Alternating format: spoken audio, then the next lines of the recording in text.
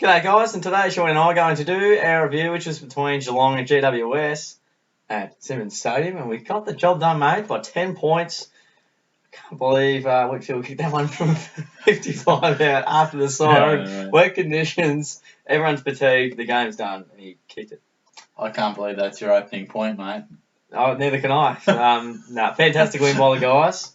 And you popped in the third quarter, yeah, that's early right. in the third. I'm making a strong habit about not seeing any of our games at the moment, so not going well. I was out in the pouring rain in Drysdale, but battled through, made my way to Simmons just in time for the first minute or two of the third. Yeah. And what I saw was pretty good, mate. We looked pretty switched on, hungry for the contest. Yeah, And just back to the Drysdale, mate. Were you in the car or out of the car? Just to confirm everything. in the car. All right, Yeah. I had to get that. At times I was out of it. You know. It's pouring rain. Yeah, go on. So it was a game we had to win, really. We had to step up, and while it maybe wasn't pretty at times, or cohesion between midfield and forward wasn't where we'd like it to be, which I'm sure we'll highlight with some juicy numbers. But yeah, look, I think the main point was the win, and the Giants are a good side. Some people still almost look at them as if, oh yeah, the Giants can't travel and all that sort of thing. I mean, they may not be the best travelling side, but they cut us up a few times. Yesterday, and threatened to win at certain stages. It's that sort of game where you dominate play, and what they got within 3-4 points on multiple occasions, and you just didn't quite know what was next. Are we going to fall in a heap again like we have the last couple of weeks? So I was happy from that aspect. That's good. Obviously didn't see the early stages, but we're getting hammered in the clearances. I know we lost the first 6 or 7 centre clearances, and look, we obviously arrested that pretty well because we ended up winning the overall clearance count, and I think the centre bounce in particular ended up being 16-13. So we got on top of that. It's crazy. And a lot of that would have been down to a big last quarter by some of our good mids. Dangerfield and Selwood led the way Definitely out of that middle. So yeah, I mean, just happy to get the win, really, mate. I mean, can't complain, really. Because look, if we lost there, 3 in a row we've lost, but also the next few are very difficult. So 5 in a row. I guess looking big picture style, it was just so crucial to get that, and it wasn't pretty. The conditions were tough. No, that's right. But we did what we had to do, and some of our leaders really stepped up and got us across the line. Nice, mate. Thank you, mate. I really saw it, and you summed it up very nicely. Cheers, mate. Well, look, if you don't mind just calming down, I know you've been on TV, but just, you know better than us, so just keep it cool, all right? I'm not. Yeah. But if you want to see where I'm at, last quarter at the 4-minute mark, 4 minutes to go on the ticker. I heard it about 12 times already. You get to see my mug. Oh, hey, mate, text me, Facebook, Yeah, you enjoyed it. Not as much as hey, Shorty, I was on TV. Yeah, showed everyone and showed it in the inboxes and whatnot. So chucking the soccer one next. Over to the game actually now, rather than banter. Scrappy, but we dominate a lot of key stats. So look, even if you don't play perfect football, if you're doing well on the stats, that's where it all starts. Obviously, it doesn't necessarily mean you're always going to win, but we did what we had to do there, mate. Goal kicking again. Speaking of goal kicking and speaking of our deficiencies at the moment, it's so much easier to find deficiencies and positives. I find it sad. Yeah. Does that represent me as a person, or do you feel like that represents Geelong at the moment? I'll say partially your look at the Cats sometimes. Pessimism. Yeah, okay. But there are a few, I guess some of our issues are recurring ones, so they really stand out. Yeah, we probably look for them almost more often than not, and this one, absolutely, pretty easy to spot. Goal kicking could have cost us, but it didn't in the end. So, I have a bit of a look at the last 4 weeks, mate. So, going back to the Crows, kicked 50 goals, 61, and our opposition, who doesn't know how to miss, since we don't know how to kick, have kicked 57 goals, 26. That's amazing. Nice number work there, mate. Thanks, mate. I've had a bit of a look. Thought everyone's been kicking bloody straight against us. They can't miss. And we can't kick, so I thought, what's going on? So that's what are the right numbers? What a way, that'd be around the 40%, and they're 70. Pushing 70. Yeah, they're basically 70%. Yeah. So 7 out of every 10 goals have just gone bang straight through. Not nice, mate. And on that note, we haven't kicked 100 points for about 5 weeks. Need to push it a bit more. We've been close a couple of times, but a bit of a meaningless stuff. We're big scorers, mate. Get back on track, mate. I'll try it. Well, we're easy to score against at times, and some pretty soft goals. It has to be said. You would have seen the footy show from some of the really easy ones early on. How did you see them? Yeah, so the over the back ones and basically, Toby Green got a couple of easy ones. Yeah, he did, didn't he? Did he play on? I don't remember seeing that one. I'll show it to him afterwards, and we'll see what you reckon. You can show me you're on TV again as well. We'll do, guys. Plus 30 contested possessions. That's a huge number in what seemed like a game that was 50-50. And the big part out of that was we were able to stand up in the big moments. That's probably my main positive take out of the game. Obviously, the Giants did pretty nicely at times too, but at the end of the day, we made the punches count at the right time. Yeah, definitely. And finally finalising things. Nothing hugely positive, but it's a great win against a pretty good team. And we bank a 4-point win, which will prove to be crucial. Every win's crucial. Every win's an 8-point game almost. So got to take them when they come along, mate. And as you said, we've got a couple of tough weeks coming up, so you wouldn't want to be losing 4 or 5 in a row. No, you wouldn't. And I know. Did you watch the presser at all? Yeah, I did. Yeah. Did you see where Wadey asked him about? Oh, you probably hardly hear it, neither could I. But it was roughly. It sounded like about. This being a bigger game than others, and Scotty answered with, no game's bigger than any other. Well, that may be Scotty speak, but this game was bigger than, others. It's bigger than last week, it was really, you could argue, our biggest game since round 1. For sure. And good to come away with the win. Definitely. Along with Scotty as well, mate. He seems to, I can't remember what I was going to say, but it might come to me. If you think about it. The fame must be getting to your head. Yeah, I can't think at the moment. We'll move into... Do we go votes? Yeah, we go votes. Mate. Yeah, I'm just thinking about Scotty. Do you need a break, or you're right? I'm thinking about it. I'm thinking about a lot of things at the moment. Yeah, go for it, mate. I'll think about it. Okay, 3 votes to Jimmy Bartel. Jimmy! He was fantastic. He was very good. Getting back to some of vintage Jimmy, he's just playing that role so well, isn't he? Had a lot of the ball. He's starting to use it better than perhaps he was at stages, and just has a license to do whatever he likes on the ground. He roams here, he floats back. He's a +1. He's in the midfield, and he's playing really well. So, and he just edged out Selwood, who probably would have got the 3 if he wasn't so poor earlier on. Because I think was it Cornelio or Ward? I think they were paying him close attention. At least that's what the radio told me. Yeah. But that shows the signs of a pure champion is when they're having a crappy day. Yeah. Comes out in that last quarter. I can't remember what stats he had, but they were enormous. So I saw 70 ranking points on the old Fox Footy. Yeah, at some point. Sounds about right. The old super coach, and gave 1 vote to Cam Guthrie, who was probably better early, as opposed to Selwood, but he was very impressive when perhaps not everyone was going with him, and the Giants were looking impressive. So funny, eh? Yeah. 1 vote to Cam. Nicely done, mate. Some good picks there. 3's going to Jimmy Bartel, and I reckon he'd be not far off their best and fairest at the moment. We said he'd never win one. I did. Yeah, imagine if he wins one in his last year. Yeah, I've wrote him off winning a best and fairest, mate, but he is a sneaky chance. 25 touches, 4 marks, and 5 tackles, and what I love about him at the moment, he's playing 4 quarters. He's not doing anything special, but he's just doing a lot of the right things at the right time. Because the last few weeks I've looked at him, he's been probably close to the best player, but there's been no one outstanding, and he's just been consistent over the 4 quarters, and you can't ask much more than that.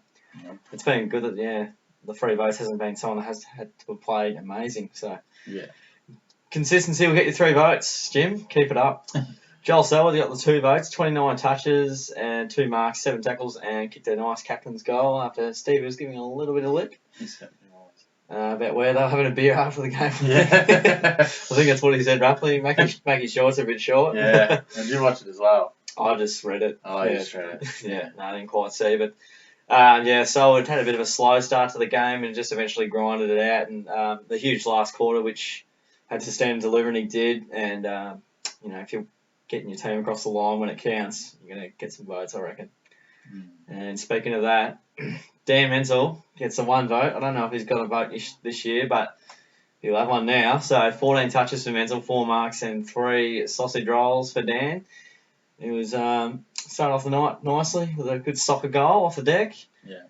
And kicked 2 goals nice and late when we desperately needed some. He missed one as well, but gosh, when he kicked that last one to put us 16 ahead, the crowd went off their tree. Kicked a beautiful one from 50, and I thought his general work and aptitude and sticky hands were better than others. And I loved the way he went about it. Yeah, they were clutch goals, weren't they? Clutch hands. Yeah, absolutely. Just what you need, so that's why Dan got the one. Good stuff, mate. You're all good now? Yeah, we're getting there.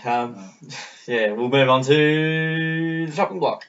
Chopping block, mate. Well, I watched the VFL today, so perhaps more of a VFL wrap today, because I don't think there's anything too glaring at senior level. I know we spoke before of Jordan Murdoch. Struggling, and apparently I didn't see it, but a bit of the ducking the head action, not going back hard enough. No, that's correct. You never want to change his stacks after that. You never want to pull a guy off about that, but that's not what you want to see. It's a soft pillow. We do say he's a little bit soft and a bit outside, but sometimes when you got to go, you just got to go.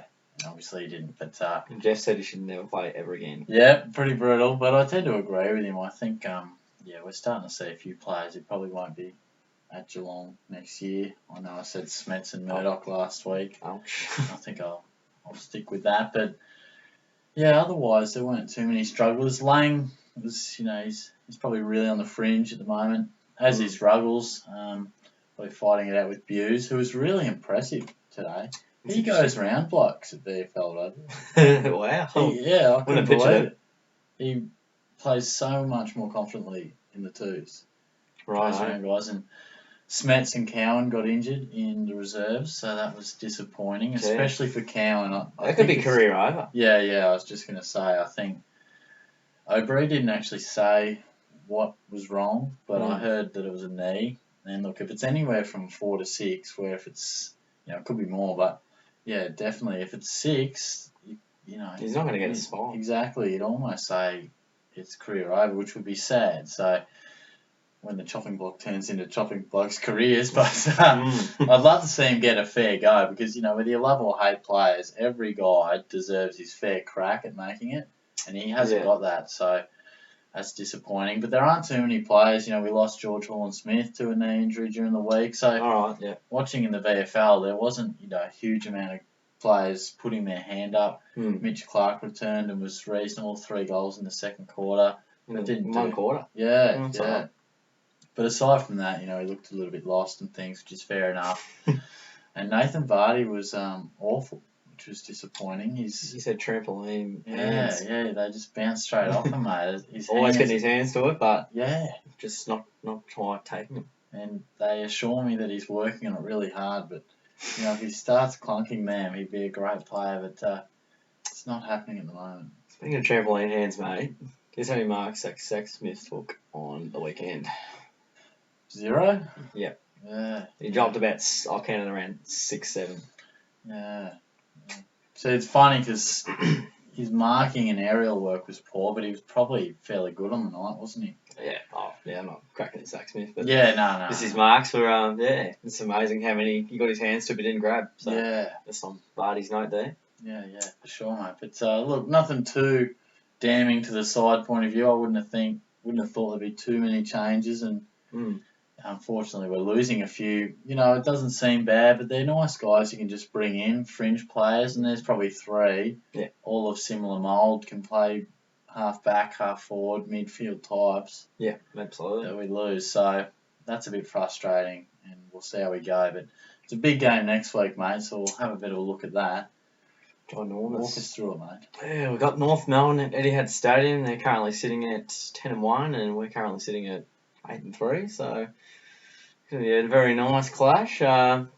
North of late have had the wood over us, it feels. They got us at Simmons last year. They got us twice last year and embarrassed us it was around 7 goals at Etihad. And even at our absolute best, they've challenged us, and they're just going very nice at the moment. They're probably playing some of the best footy they have in, I don't know, I would say 7, 8 years when they made the top 4 back in 2008. So they've been going all guns blazing. They're playing really balanced footy. They've got a great lineup each week, and Jared Waite's clunking marks and kicking goals for them, and a lot's going right. They're just very well balanced, and they're a very hard side to beat, going by their 10-1 record.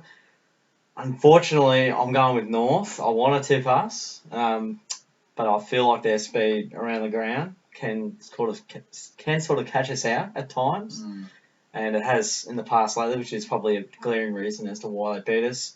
The ruck could be interesting if Goldstein plays. Yeah. I think without him, I wouldn't change my tip if he was or wasn't in. But, yeah, it'll be interesting. One loss in the midfield. They've got some really hard guns in there. So we'll have to be on our game and play at our absolute best to beat them, and it'll be very close. So North by 4 if you want to margin. Absolutely. And I guess they showed on Friday that they're not reliant on Goldstein being there or not. They're obviously a better team with him, but Majak Dawes actually playing some pretty good footy. So, yep.